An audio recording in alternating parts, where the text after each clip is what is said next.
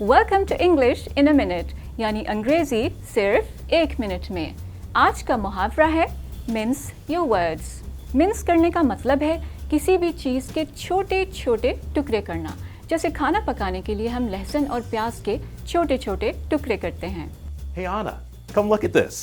I just started a painting class. Wow, Jonathan, that is a lot of colors.